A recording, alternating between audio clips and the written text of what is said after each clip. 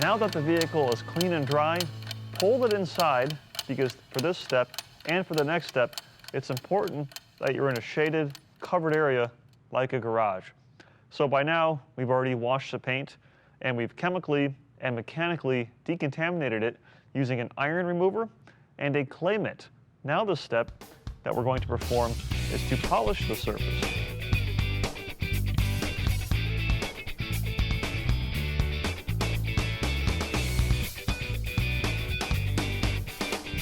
So to use a polish is an ultra-fine abrasive, and you might be thinking, well, Nick, my car is brand new. Why do I need to use a polish on it? Well, truth be told, the vehicle might be brand new. However, people have touched it. The dealership has wiped it down.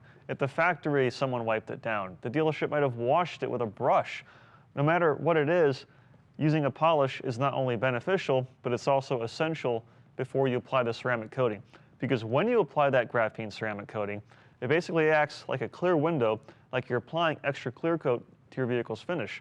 So the better the gloss and the better the finish, meaning it's free of swirls and scratches, the higher the gloss is going to be from the graphene coating. Otherwise, any defects will be magnified. So this step doesn't take that long. It's really easy to do, and it makes a big difference. So use a very high quality finishing polish, and you can apply this by hand or machine. If you apply it by hand, apply using a soft foam applicator pad. And when working by hand, you'll simply apply about a quarter-sized dollop of product onto a soft foam applicator pad. And you can rub in circular motions, or you can rub using straight line back and forth hand motion. I like to work in circular hand motions, and the reason why is because I feel that I get better results because the paint is polished more uniformly.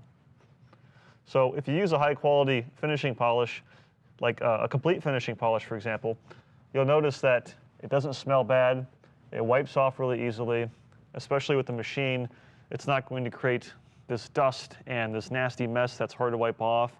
It's really easy to use. So you get what you pay for when it comes to polishes.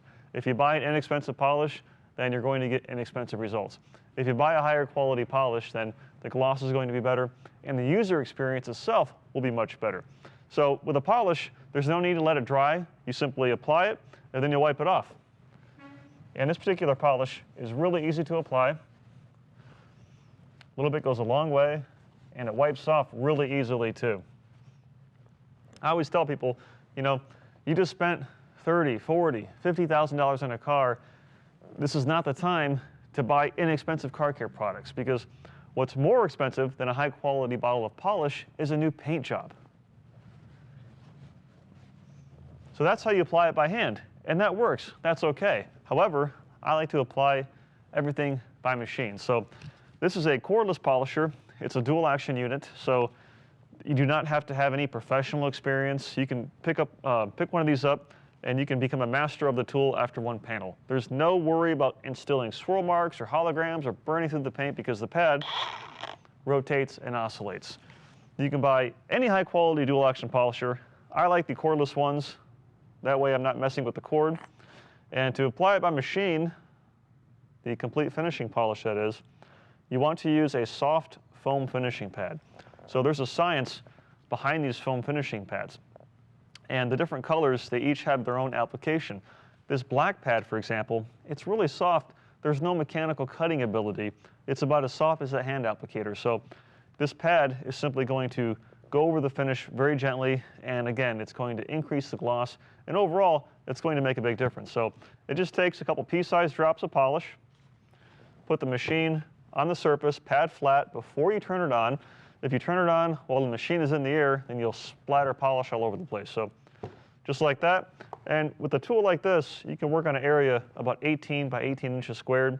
You know, the vehicle is not square like an old car from the 70s or 80s, so you just have to kind of divide it up the best you can. But for this step, we're not trying to remove swirl marks or scratches, so we're just going over it real quickly at a lower speed with minimal downward pressure.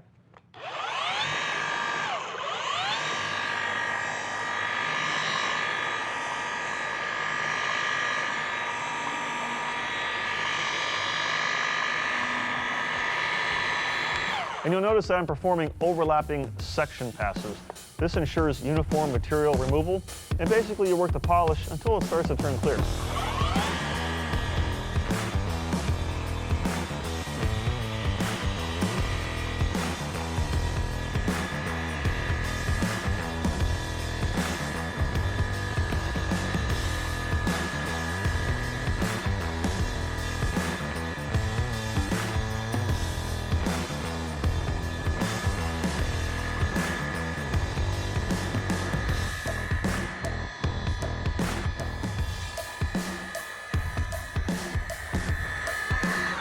Then after you go over each section about 5 or 6 times, you'll simply wipe the polish off.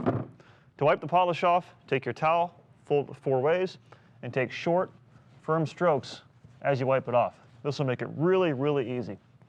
So you repeat this process section by section, panel by panel, over the entire vehicle, which it'll take you an hour or 2. Have a friend help you out. And then the next step is to apply the graphene coating. So I have a lot of paint to polish. I'll get back with you guys later.